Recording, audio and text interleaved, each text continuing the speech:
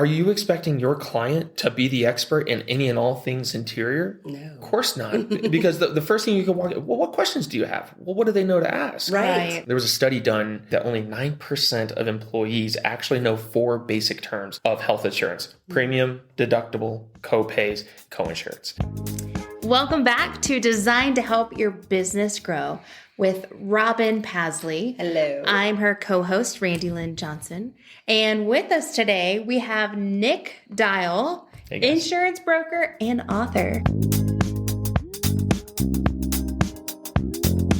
So, Nick, tell us, what do you do to help small business owners? Yeah, I help reduce the noise of confusion and frustration when it comes to employee benefits. So obviously there's a lot of different things that come with employee benefits. There's administration, there's education, there's implementation, seemingly anything that ends with ION, if for nothing else.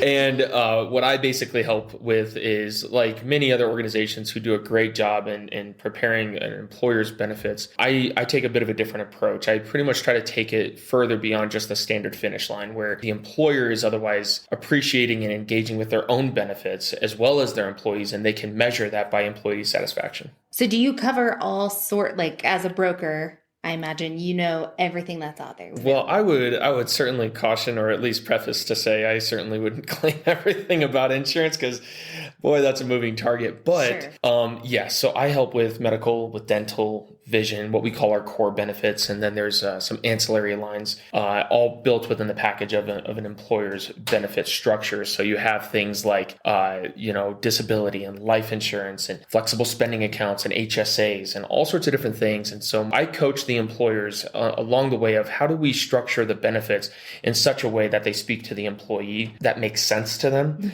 and they could use the insurance as best as they possibly can. I'll stop on this to say is that in my world, we rely heavily on the jargon and the nuance and the cliches of what insurance is. And the irony to that, or at least the interesting thing to that, is the employees don't follow cliches, jargon, or anything like that. They don't fully understand it. There was a study done by Policy Genius back in 2017, 2018, that only 9% of employees actually know 4 basic terms of health insurance: premium, deductible, co-pays, co-insurance. The vast majority of them just simply don't fully know. And what I also thought was interesting, that same study showed 96% of people overestimate their understanding of insurance. So when it comes to communicating, when it comes to educating, we need to get rid of the jargon and we need to bring in more of an understanding to it. And that's what I focus on. Oh, that is awesome. I remember when we first started talking about what you do, I saw the value in that, because I also saw the overlap of what we do for business owners, and taking what seems complex and simplifying it, and then advising from that position of what they're going to really need to get the thing done that they want to do. Yes. And I think that's what I see, that such value in what you bring to businesses because of that, because that is it's such a spider web of information, and especially if they're supposed to, an HR director, understand all of that. And that's just way outside of their purview of just taking care of people. Yeah. Yeah. And what's more, I can only add a footnote to that, Robin, is that when it comes to insurance, imagine it like this. It's dating probably all of us a little bit here. Imagine 5 a.m. there's an infomercial and there's this guy wearing the green apron and he's got the raw chicken that he's putting onto the skewer and he's talking to the camera in the audience. It's like, put the plate on it, you put it in the back, you take the glass up, you turn it on, he points to the audience, and then he says, set it and forget it. Yeah. Right? One of the single greatest issues, and you could probably appreciate this as well, one of the single greatest issues is when we get in such a rut of thinking we've established our insurance, we're good. Mm-hmm. We've done pulled the thing up, turned the thing on, and we've set it and forget it. And we don't make those adjustments with the ebbs and flows of life. If you'd imagine the peaks and valleys, and then there's a peppered line in the middle of that, that's almost a euphemism to suggest that we've established that peppered line as the common norm of how we interact with insurance, where we don't follow the ebb and flow of life, having a child, graduating from college, getting the first job. Maybe the parents are going into a nursing home at that point. And insurance doesn't always have to take dramatic changes, but it takes changes. And we don't get there. And that's the point, is walking any employer through the changes and frankly their employees' changes is what's missing, I think, in this industry. And we don't do enough to be able to help the employees out. That's awesome. Helping them see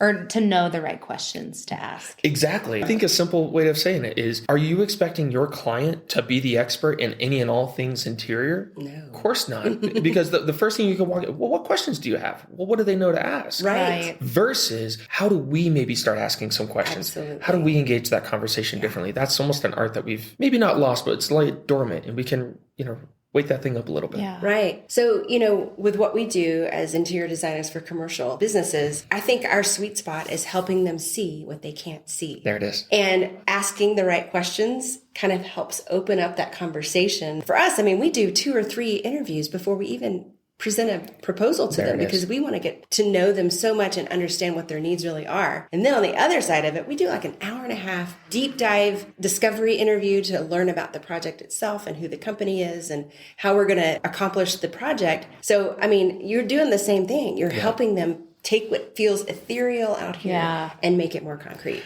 What's great to even know, I'm totally guilty of the set it and forget it. Yep. But just hearing from you that you have permission. You can change it. You can tweak things that's great. And I hope that is a gift to our listeners as well. I think about the idea that that's just a column I don't want to think about very much because it's so, just like you said, there's so many nuances to it. There's so much information. Yeah. I think for any business owner to know that you are a phone call away and that you could take that off of their plate and literally be the person that they just pick up the phone when they're just not sure. Yeah. They've got an issue with an employee. They've got something changing in the next renewal or something that they need to address. And instead of having to go figure it out on their own, they can just call you. Yeah. I think that's amazing. How can they get a hold of you, Nick? Yeah. So they could reach out to me both by email, by phone. I imagine the contact information will be on the screen. It sure will. That's perfect. They could reach out to me there. And if I may, I don't want to take us too far, but can I speak to that briefly? Yes. If you don't mind. I was in a meeting just last Friday with a hospital out in the western slope of Colorado. They have about 600 employees. And one of the single greatest reasons why I do what I do is because of my father-in-law. I'll share this briefly. Is 2017, my father-in-law went through a massive stroke. He was the only one that was working. My mother-in-law stayed at home with their 5 kids. And when that happened, their whole world financially turned upside down until we found the insurance that he built was going to work perfectly. It was seamless of a transition. To this day, they've paid off their house. Their last kid went through college, and that was just in a matter of months from the stroke happening. To this day, my mother-in-law, from stroke to today, has yet to fill out a job application to supplement any income. Why do I say this? Well, I'm meeting with this HR director and her benefits coordinator last Friday. And unfortunately, they had an employee over the holidays who had lost a child. And what was so frustrating for me as a professional to try to keep it professional was that I was literally sitting next to my wife just reminiscing over what happened to my father-in-law. And I'm like, I've got to do something. I've got to jump in and do something. But the point is that there's so many great organizations out there that do great work, that have, help behind the scenes. What I would like to think separates myself and my company and those who I work with, we want to jump right into the trenches with any one of those employers who are going through bad days. Because frankly, what I didn't mention is a year after the stroke had happened, my wife calls me up, and I travel a bit for my job. She calls me up and she says, "We miss you when you're gone. It's never easy that you're ever gone. But the only way you make it worth it is if you take care of everyone the way you took care of my family." And I've never forgotten that. And that's the message behind the book. That's the message behind any of my contacts is I don't care what you guys do from a product standpoint. I just want to help. I just want to matter in the world of your employees, that if their worst day happened, they have someone who's going to be their advocate right there. I love that you plugged this because thanks for saying that. And I love that you think about your people.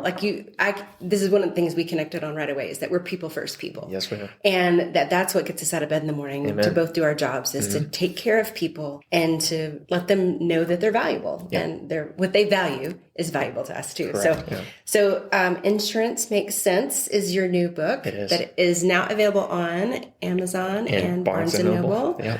So tell us just a little bit about this. Yeah, that was, as I mentioned, that was kind of that started out from my father-in-law's story. I joke about it, but that I was sitting in Madison, Wisconsin, the same year that my wife told me that the promise. And so we had the stroke in 2017. About 4 or 5 months after that, I was meeting with a client, and a guy was just very antagonistic, I guess, about insurance. He had a wife and 3 kids at home, and I wasn't mad at him, But given the proximity of what happened to my father-in-law, it was real fresh.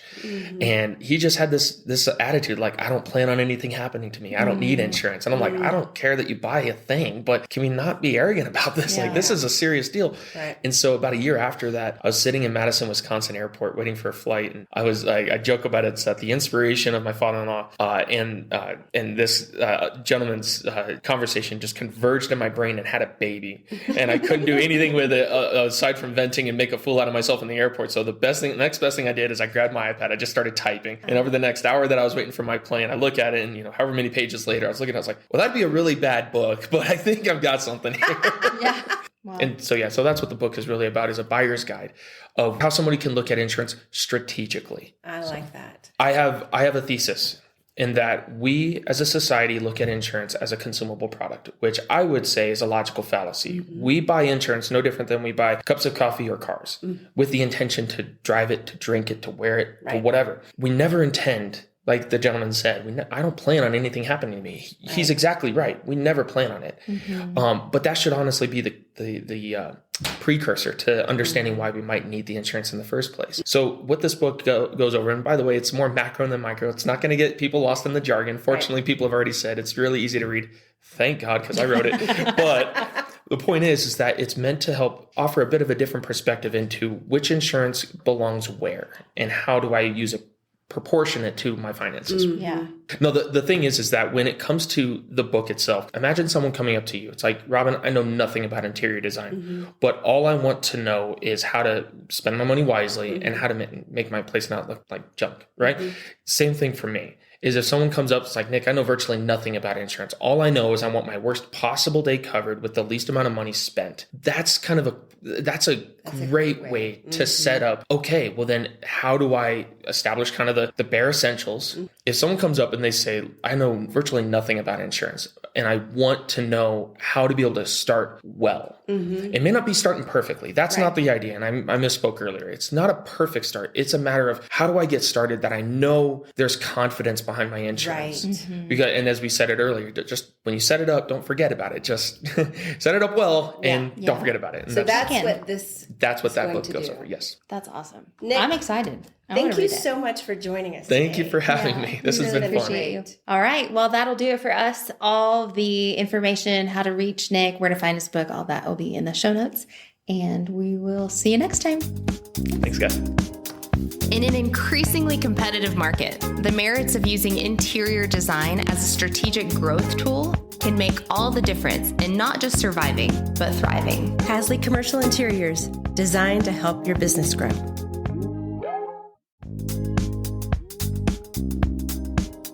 In an increasingly competitive market, the merits of using interior design as a strategic growth tool can make all the difference in not just surviving, but thriving. Hasley Commercial Interiors, designed to help your business grow.